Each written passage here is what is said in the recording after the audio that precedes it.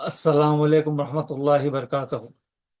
وقف ایکٹ 1995 جو پرانا وقف ایکٹ تھا اسے وقف امینڈمنٹ بل 2025 کے نام سے لوک سبھا اور راجیہ سبھا میں پاس کر لیا گیا ہے۔ وقف ایکٹ 1995 کے کچھ پروویژنز کو حکومت ہند نے اور ان کے ساتھیوں نے غلط بول کر ایک جھوٹ کا پروپیگنڈا پھیلا کر اس وقف ایکٹ 1995 کو کمزور کرنے کے لیے وقف امینڈمنٹ بل 2025 کو پاس کر لیا گیا ہے۔ اس کے کچھ خاص پروویژنز آج ہم اس پر بات کریں گے۔ سب سے پہلے وقف ایکٹ 1995، یہ جو نام تھا وقف ایکٹ 1995، اس کو بدلا دیا گیا ہے۔ اس کا نام اب ہوگا یونیفائڈ وقف management empowerment efficiency and development act 1995۔ Short form میں اس کو امید ایکٹ 1995 رکھا گیا ہے۔ جس طریقے سے نام میں ہی کنفیوژن کر دیا گیا ہے کہ جو انہوں نے وقف مینجمنٹ وہ بھی پہلے وقف ایکٹ 1995 میں تھا، امپاورمنٹ وہ بھی تھا، ایفیشنسی وہ بھی تھی، اور ڈیولپمنٹ وہ بھی اس ایکٹ میں موجود تھا۔ اس کے باوجود انہوں نے اس نام کو چینج کرتے ہوئے وقف ایکٹ 1995 کو ختم کرتے ہوئے یہ امید ایکٹ 1995 رکھا گیا ہے۔ اور فارمیشن آف وقف پراپرٹی، جو فارمیشن ہوتی تھی وقف پراپرٹی کی، پہلے کیا دو طریقے سے کوئی بھی مسلم اپنی پراپرٹی کو وقف کر سکتا تھا۔ ایک طریقہ ایسا تھا کہ وہ منشائی واقف لکھتے تھے، اپنا منشا لکھتے تھے اور وقف کرتے تھے کہ جو پراپرٹی سے جو بھی منافع ہوگا وہ کسی چیریٹی پہ بھی یوز کر سکتے تھے یا اپنے ریلیجیس فائدے کے لیے بھی یوز کر سکتے تھے۔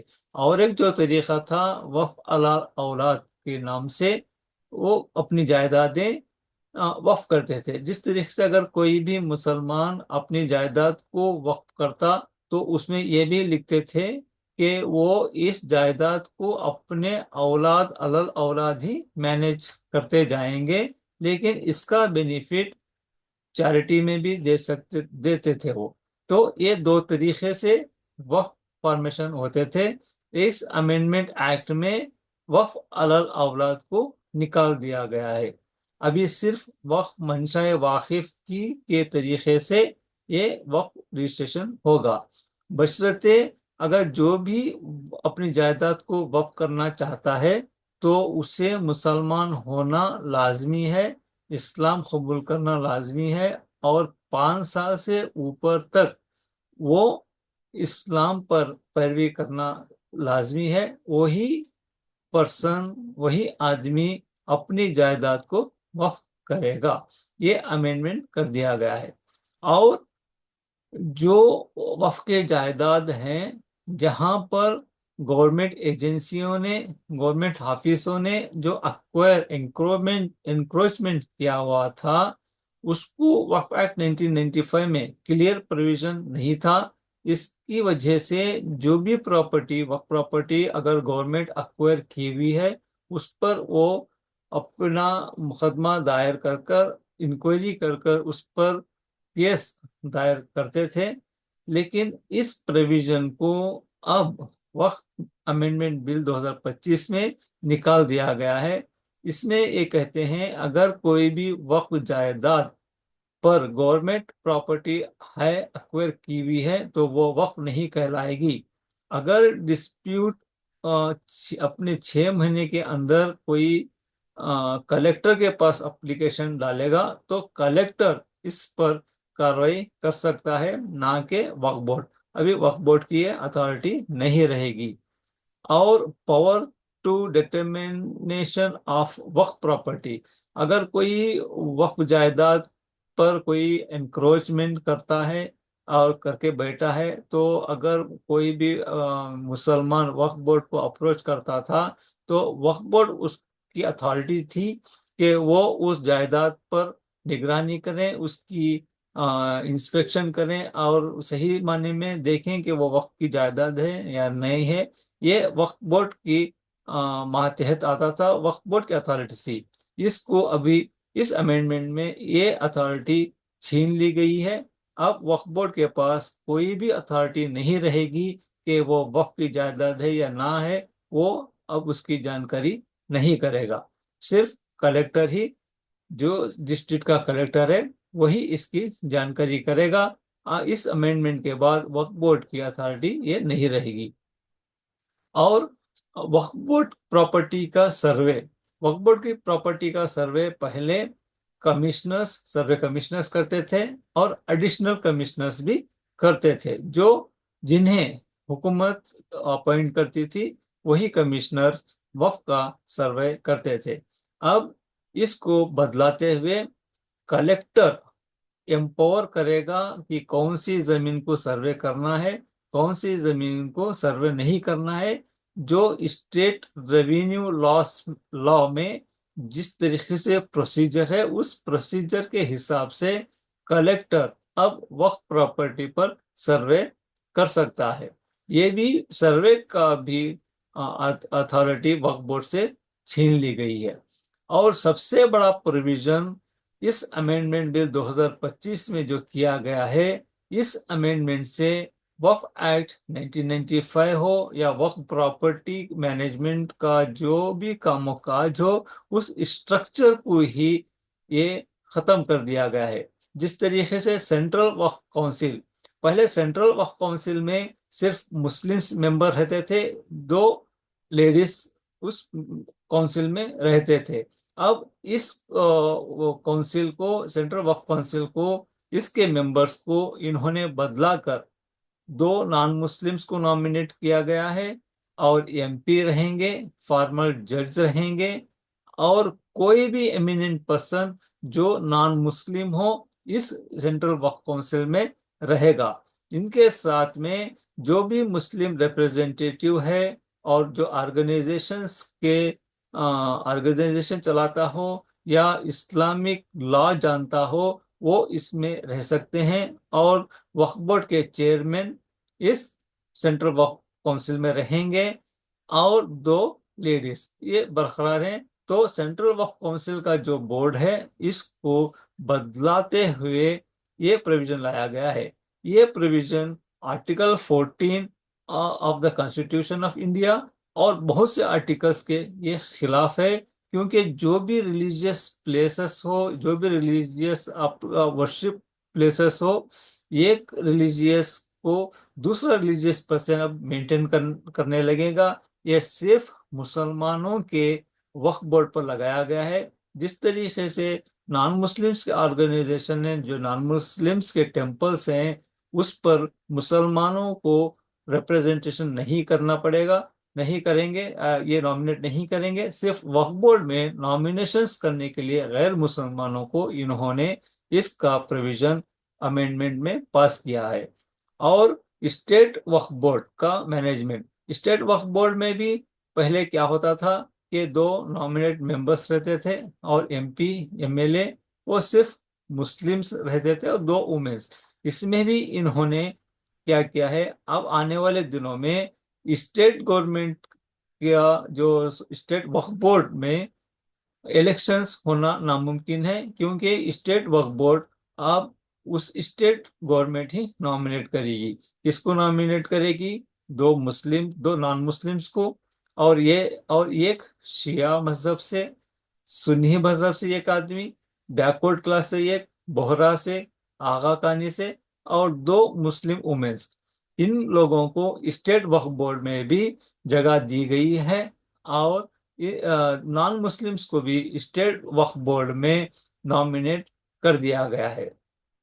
اور نیکسٹ ٹریبونل کا کمپوزیشن، جو وقف ٹریبونل تھا، اس میں انہوں نے اس پروویژن کو پر بہت سارا جھوٹ باندھا گیا کہ یہ کہنے لگے کہ وقف ٹریبونل میں صرف مسلمس رہتے ہیں اور مسلمس ہی وقف بورڈ کا آرڈرز کریں گے، سنوائی کریں گے۔ پہلے ایسا نہیں تھا۔ جو وقف ٹریبونل میں تھے وہ جج تھے، اور جج نان مسلمس بھی رہتے تھے، مسلم بھی ہوتے تھے، اور ایک ایڈیشنل میجسٹریٹ رہتا تھا، اور ایک مسلم لا ایکسپرٹ بھی اسٹیٹ ٹریبونل میں ہوتے تھے۔ اب اس قانون کو انہوں نے اس بورڈ کو بھی انہوں نے بدلا کر جو پہلے مسلم لا ایکسپرٹ تھے ان کو ہٹا دیا گیا ہے، اور اس میں ڈسٹرکٹ کورٹ کا جج کو چیئرمین بنایا گیا ہے، اور جوائنٹ سیکریٹری جو اسٹیٹ گورنمنٹ کا جو جوائنٹ سیکریٹری رہتا ہے، ان دونوں کو ٹریبونل باڈیز کا چیئرمین بنا دیا گیا ہے۔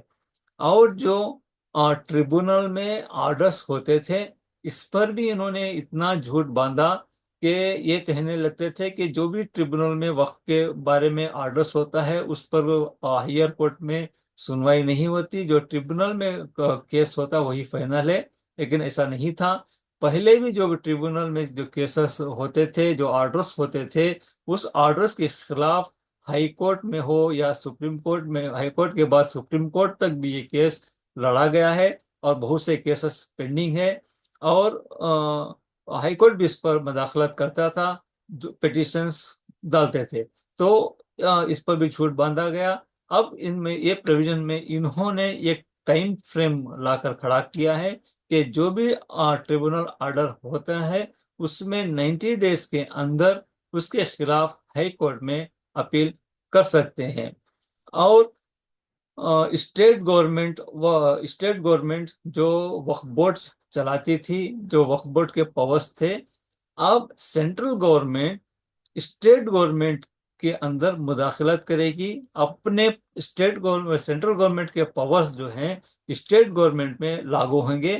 جس طریقے سے اسٹیٹ وقف بورڈ کا جو بھی آڈٹ ہوتا تھا وہ اسٹیٹ وہاں کی اسٹیٹ ہی اس کو منعقد کرتے تھے، کنڈکٹ کرتے تھے، آڈٹ رپورٹ اسٹیٹ گورنمنٹ ہی کرتے تھے۔ لیکن اب کیا ہوگا، اس کو چینج کرتے ہوئے سینٹرل گورنمنٹ نے اسٹیٹ گورنمنٹ کے وقف بورڈ پر آڈٹ بھی کروا سکتی ہے، رولز بنا سکتی ہے، وقف رجسٹریشن کا بھی نگرانی کر سکتی ہے، اور یہاں تک کہ ان کے اکاؤنٹس کا CAG بھی کر سکتی ہے، یا ڈیزگنیٹڈ آفیسر بھی جو سینٹرل گورنمنٹ اپوائنٹ کرے گی، وہ لوگ اسٹیٹ بورڈ کے آڈٹ، اکاؤنٹس اور مینجمنٹ پر اپنا پاور چلا سکتی ہے۔ یہ امینڈ انہوں نے کیا ہوا ہے۔ اور پہلے کیا تھا، 2 بورڈ تھے، سنی وقف بورڈ اور شیعہ وقف بورڈ۔ جو شیعہ کی پراپرٹی 15% اگر اوپر جس اسٹیٹ میں رہتی تھی وہاں پر شیعہ وقف بورڈ بھی رہتا اور سنی وقف بورڈ بھی رہتا۔ اس پروویژن کو انہوں نے ایڈیشن میں ایک بہرا کمیونٹی کو بھی انٹر کیا ہے، آقا قانی کو بھی کیا ہے۔ تو ان دونوں کے ساتھ یہ 2 کمیونٹی بھی اپنا الگ بورڈ بنا سکتے ہیں۔ تو یہ خاص پروویژنس امینڈس کی ہیں۔ اس کے بعد لمیٹیشن ایکٹ بھی انہوں نے اپلائی کر دیا گیا ہے، اس پر ہم نیکسٹ بات کریں گے۔ اور ایک خصوصی بات جو ہے وقف بائی یوزر، یہ وقف ایکٹ 1995 میں تھا، اس کو انہوں نے 2025 کے بعد سے لاگو کرنے کے لیے مانتے ہوئے اس بل کو پاس کیا ہے۔ پہلے کیا تھا، جو بھی وقف بائی یوزر کہا جاتا ہے، یہ ایسی پراپرٹی کو کہا جاتا ہے جو پراپرٹی کے ڈاکیومنٹس اگر نہیں ہیں، اور جہاں پر جس پراپرٹی پر مسجد ہے یا درگاہ ہے، خانقاہ ہے، اور وہاں پر ریگولر پریکٹس مسلمانوں کی چلتی آ رہی ہے، اور مسلمان وہاں پر نماز پڑھتے آ رہے ہیں، اپنا درگاہ میں عروس و فاتحہ کرتے آ رہے ہیں، خانقاہ چلاتے آ رہے ہیں، اور دوسری کمیونٹی کے سوا صرف مسلمان ہی پہلے سے اگر کرتے آ رہے ہیں تو اس پراپرٹی کو وقف بائی یوزر کہا جاتا تھا۔ وہ پروویژن کو پہلے وقف امینڈمنٹ بل 2024 میں انہوں نے ختم کیا تھا، لیکن NDA کے کچھ ساتھیوں نے جو اس گورنمنٹ کو سپورٹ کیے ہوئے ہیں وہ اس پروویژن کو نہیں مانے. انہوں نے شرط رکھی تھی کہ یہ قانون جو ہے 2025 کے بعد سے لاگو کریں. جو 2025 سے پہلے جو بھی وقف بائی یوزرز کے پراپرٹیز ہیں وہ ویسی ہی رہیں گے. اس پر گورنمنٹ کوئی بھی مداخلت نہیں کرے گی اور اس پر کوئی بھی سروے نہیں ہوگا. اس پر کوئی بھی ڈیجیٹل ریکارڈز جو ہے جو وامسی میں آلریڈی ہیں تو ویسے ہی رہیں گے. تو حکومت ہند نے اس پروویژن کو مانتے ہوئے یہ بل پاس کیا ہے.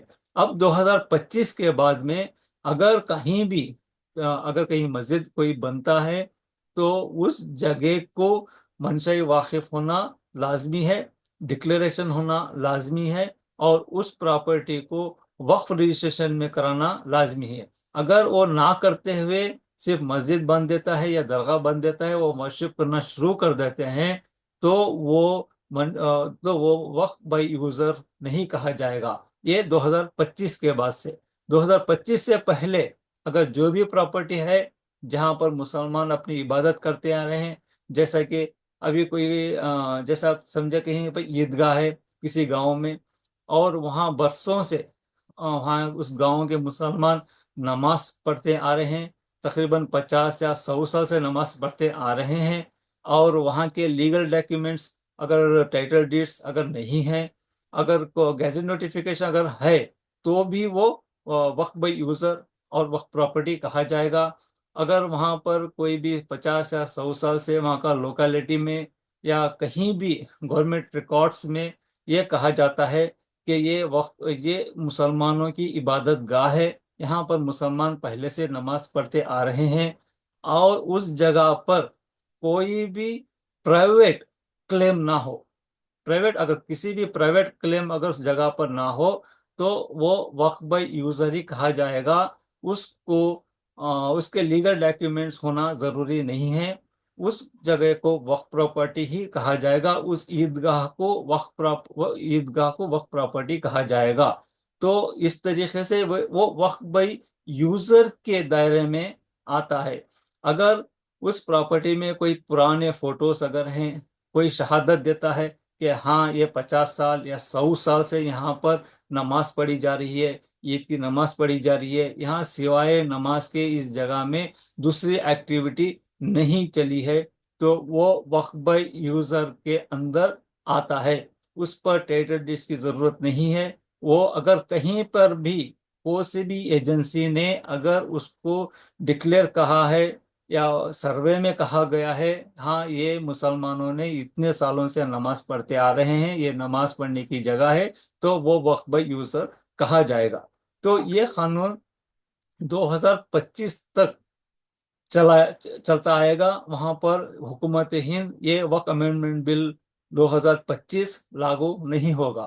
یہ 2025 کے بعد سے اگر کوئی نئی پراپرٹی بنتی ہے جہاں پر لیگل ڈاکیومنٹس نہ ہو, اور جہاں پر وہ منشاء واقف نہ ہو, جہاں پر وقف رجسٹریشن نہ ہو, تو اس پراپرٹی کو وقف پراپرٹی نہیں کہیں گے. تو یہ خاص بات وقف امینڈمنٹ بل 2025 میں کہی گئی ہے. اور اسی طریقے سے لمیٹیشن ایکٹ جو انہوں نے ڈالا ہے, بہت سے پروویژنس جو وقف اسٹرکچر کو بدلانے کے لیے, وقف اسٹرکچر کو ہلانے کے لیے انہوں نے کانسٹیٹیوشن کے خلاف اس وقف امینڈمنٹ بل کو بنایا گیا ہے. اور سانسد میں ہو یا پارلیمنٹ میں بہت سے ایم پیز نے یہ کہا کہ باہر کے کنٹریز میں جہاں یونائٹیڈ اسٹیٹ ہو یا اسلامک اسٹیٹ ہو وہاں وقف بورڈ نہیں ہے. ان کی جانکاری میں کمی ہے. بہت سے اسٹیٹ ایسے ہیں جہاں پر وقف بورڈ ہے. جو USA میں وہاں آفیشیل وقف بورڈ نہیں ہے. جو پرائیویٹ وقف آرگنائزیشن جو وہاں پہ رجسٹر کرتے ہیں وہ وہاں کے مسجدوں کو سنبھالتے ہیں, وہاں کے درگاہ خانقاہوں کو وہ دیکھ بھالی کرتے ہیں. جہاں پر ترکی ہو, عثمانیہ, جہاں بھی مسلم کنٹری ہیں وہاں پر وقف بورڈ موجود ہے.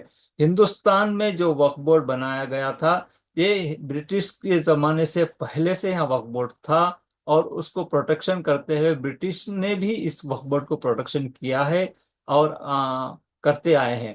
جس کو ہرانے کے لیے حکومت ہند نے یہ وقف امینڈمنٹ بل 2025 کو لائے ہیں جو کانسٹیٹیوشن کے خلاف ہے. اسی لیے بہت سے مسلم آرگنائزیشنز نے اس امینڈمنٹ بل کے خلاف سپریم کورٹ کو اپنی عرضی داخل کر دیے گئے ہیں. اس کے خلاف پیٹیشن داخل کر دیا گیا ہے. اب دیکھنا یہ ہے کہ سپریم کورٹ کس طریقے سے اس کو ہینڈل کرے گا، کس نظریے سے اس بل کو دیکھے گا. کیا یہ صحیح میں ہندوستان کے کانسٹیٹیوشن کے خلاف جو کام ہوا ہے اس کو برقرار کرتے ہوئے کیا یہ بل کو واپس کرے گا، حکومت کو نوٹس کرے گا اس کو ریکٹیفائی کرنے کے لیے، یا آنے والے دنوں میں اس کو ہم دیکھ سکتے ہیں. لیکن جو بھی ڈاکیومنٹس ہیں وقف بورڈ کے جو 2025 سے پہلے بہت سارے ڈاکیومنٹس وانسی ویب سائٹ میں آلریڈی ہیں، گیزٹ نوٹیفیکیشن ہیں. اس پر یہ کوئی بات نہیں کرتے اگر کہ ایشورنس دے کر ہیں. آنے والے میں دیکھنا ہوگا کہ یہ کہاں تک سپورٹ کریں گے مسلمانوں کو، اس ایکٹ کو کہاں تک سپورٹ کریں گے، یہ دیکھنا باقی ہے. اور ہم سپریم کورٹ سے یہ التجا کرتے ہیں اور سپریم کورٹ سے امید کرتے ہیں کہ اس بل کو وہ ریجیکٹ کریں اور کانسٹیٹیوشن میں جو بتایا گیا ہے، جو ریلیجیس اسپیسز ہیں، ریلیجیس ورشپ اسپیسز ہیں، اس کو برقرار کرنے کے لیے سپریم کورٹ بھی اس کانسٹیٹیوشن کو بچانے میں مدد کرے گا. اور آنے والے دنوں میں اور اس کے جو پروویژن ہے اس کے بارے میں بات کریں گے. بہرحال وقف امینڈمنٹ بل 2025 کانسٹیٹیوشن کے خلاف اور مسلمانوں کی پراپرٹیوں کے خلاف بنایا گیا ایک بل ہے. اوکے، اللہ حافظ.